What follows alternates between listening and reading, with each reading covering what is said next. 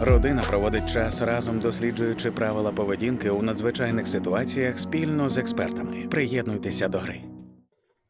А що це в тебе таке? Це мій тривожний рюкзак.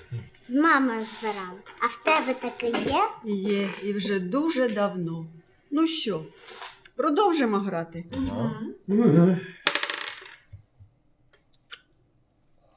О, а ти пам'ятаєш трагедію на Чорнобильській АЕС? Таке не забуваєш. Порожні вулиці, вікна зачинені, а квітень був теплий. Тоді не зразу сповістили про небезпеку. А ми в школі вчили, що в разі радіаційної небезпеки не можна втрачати час. Треба реагувати негайно. Цікаво, чи подають сигнал при радіаційній загрозі? І як він звучить?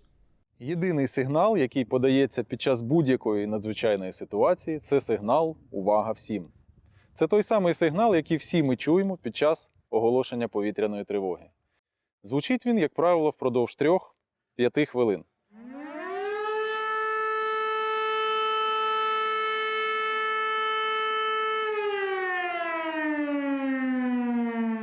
Після того, як людина чує цей сигнал, необхідно одразу увімкнути телебачення, радіо або спостерігати за офіційними каналами в інтернеті. Адже саме звідти ми можемо почути від органів влади інформацію про те, що відбувається.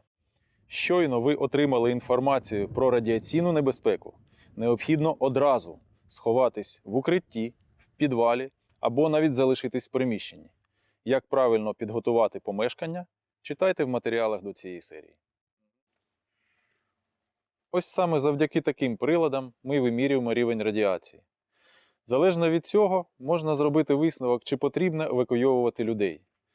Рішення про евакуацію має бути оголошено органами влади завчасно, однак тривожні валізки необхідно мати заздалегідь. До речі, до евакуації треба бути готовими, скласти все необхідно і особливо тривожну валізу. Ось, як у нашої внучки. Можна подивитись? Можна, бабусь. О, навіть бірка є. Я таку колись вашому татові робила, щоб не загубився. На одяг теж нашили? Звісно. Ну що, подивимося, що там всередині. Синок на уроках безпеки вивчали.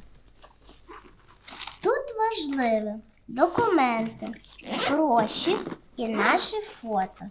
Тут вода і їжа, ліки, засоби гігієни, одяг і взуття. А тут телефон, зарядка і батарея, щоб завжди можна було подзвонити. А це не пригадую на що. Це плівка, якою за потреби можна захистити твій рюкзак. Нам в школі казали, що радіоактивний пил дуже небезпечний. Угу. І ще плівкою можна захистити взуття. І навіть одяг. І обов'язково кожному мати при собі маску-респіратор. Це я вам як лікарка кажу. А на мого ведмедика теж маску треба? Радіоактивний пил шкідливий абсолютно для всіх. Тому і респіратор, і ватно-марлову пов'язку треба мати всім. При радіаційній або хімічній небезпеці найбезпечніше залишатись в захищеному закритому просторі. В ідеалі це сховище або протирадіаційне укриття. Якщо нема такої можливості, залишайтесь в приміщенні. Закрийте всі вікна та двері, затуліть щілини та вентиляційні отвори.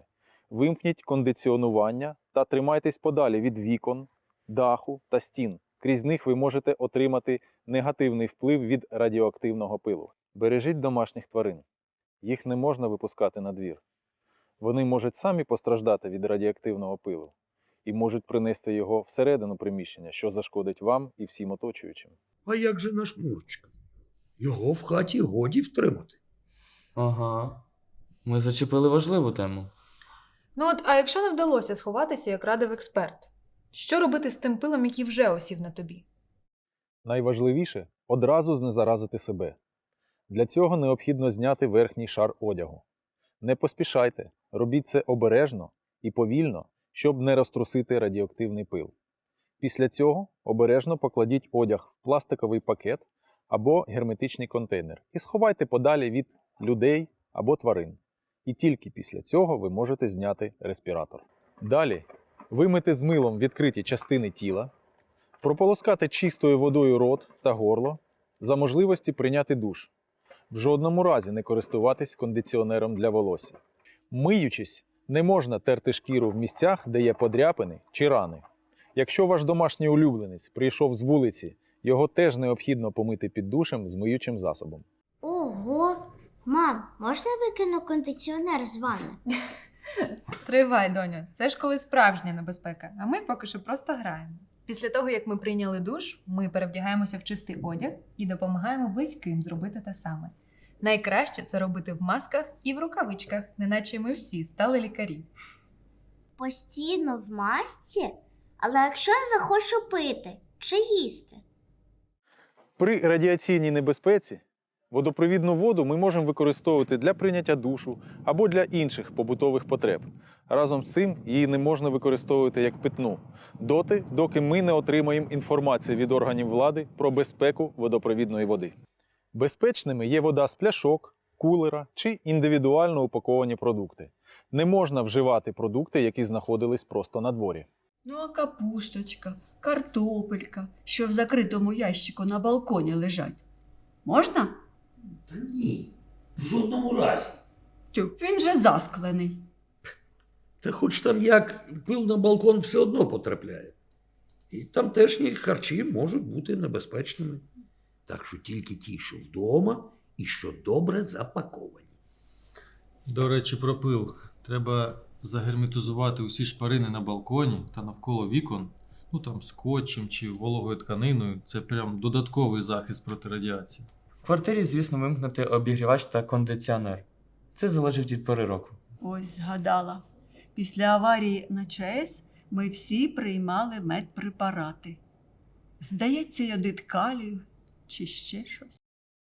Не вживайте йодит калію просто так. Дочекайтесь офіційного повідомлення від влади про необхідність та способи його застосування. Ви можете отримати цю інформацію з телебачення, радіо, а тепер і з мобільних додатків. Використання спиртового розчину йоду або розчину люголя є неефективним та навіть небезпечним. Ну що, це було пізнавально. Подивилися, що має бути в тривожному рюкзачку, як довідатися про небезпеку, а що ще? Що треба перебувати в закритому приміщенні та максимально вберегтися від радіоактивного пилу. І щоб вживати лише запаковані продукти, які були вдома. А ще ми не згадали про ядерний вибух. Хімічною загрозою не можна нехтувати. Тоді почитайте додаткові матеріали після серії і пройдіть тест.